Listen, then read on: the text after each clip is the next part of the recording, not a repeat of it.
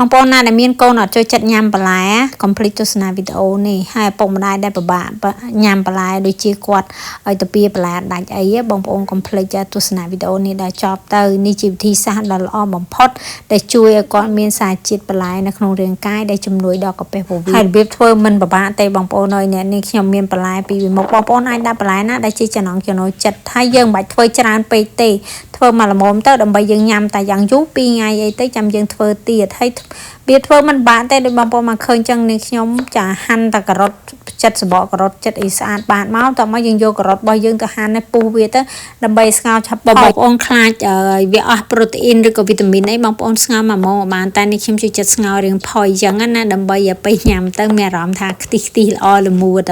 ចឹងដល់ពេលនេះខ្ញុំចិត្តការ៉ុតចិត្តអីរួចរាល់ហើយចឹងទៅយើងយកការ៉ុតរបស់យើងទុកមួយឡែកហើយយើងចាប់ផ្ដើមមកចិត្តជាមួយនឹងល្ពៅបងប្អូនចាសម្រាប់ល្ពៅវិញបើសិនបងប្អូនចង់ដាក់ច្រើនក៏បានប៉ុន្តែទឹកបន្លែរបស់យើងវារៀងខាប់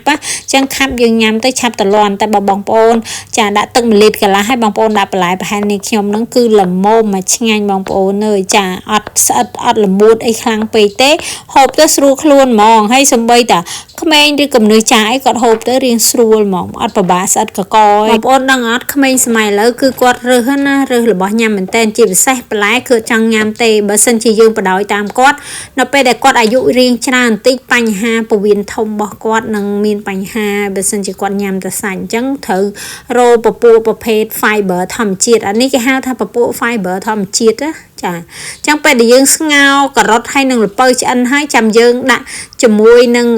ស្លឹកបាសមកបងប្អូនមានស្លឹកខ្ទិះដាក់ស្លឹកខ្ទិះទៅប៉ុន្តែនេះខ្ញុំថ្ងៃហ្នឹងនេះខ្ញុំដាក់តែ3មុខឯងពីមុននេះខ្ញុំដាក់ពោតបារាំងស្លឹកខ្ទិះស្លឹកបាសស្លឹកងប់អីពេញហ្នឹងទាំងអស់តែដល់ពេលលើកនេះខ្ញុំដាក់ប៉ុណ្្នឹងឯងហើយដល់ពេលយើងទុកវាស្ងោរវាឲ្យផុយនេះខ្ញុំជួយចិត្តរៀងផុយបងប្អូនចាស្ងោរផុយទុកត្រជាក់បន្តិចមកនៅសល់អូនចាំយើងយកមកក្លុកចាយើងដាក់ម៉ាស៊ីនក្លុកមកបងប្អូននេះស្រួលញ៉ាំមែនតើនិយាយទៅនេះខ្ញុំស្ងោរប៉ុណ្ណឹងដាក់ក្លុកតែម្ដងល្មមពីមុននេះខ្ញុំស្ងោរ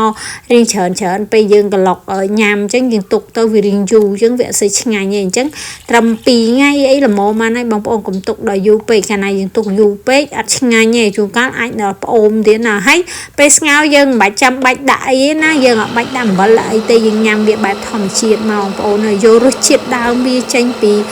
បន្លែពីអីហ្នឹងមកបងប្អូនអញ្ចឹងមួយមុខនេះអ្នកដែលមានបញ្ហាពោះវៀនធំដែលតែងតែពិបាកបត់ដៃបត់ជើងអីបងប្អូន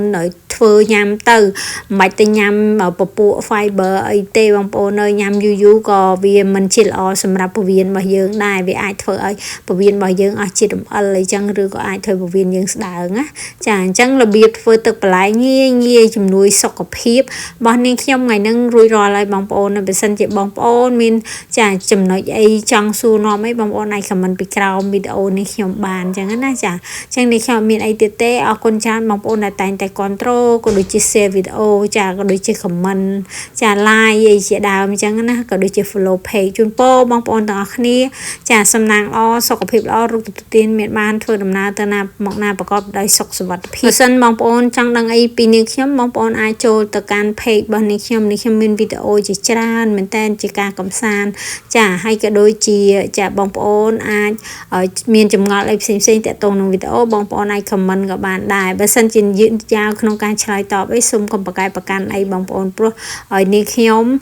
ប្រើជាមួយនឹង VPS ទៅចឹងទៅ comment រៀងយឺតវារៀងអីចឹងណាចាអញ្ចឹងថ្ងៃហ្នឹងមានតែប៉ុណ្្នឹងឯងពីនេះខ្ញុំជម្រាបលាបាយ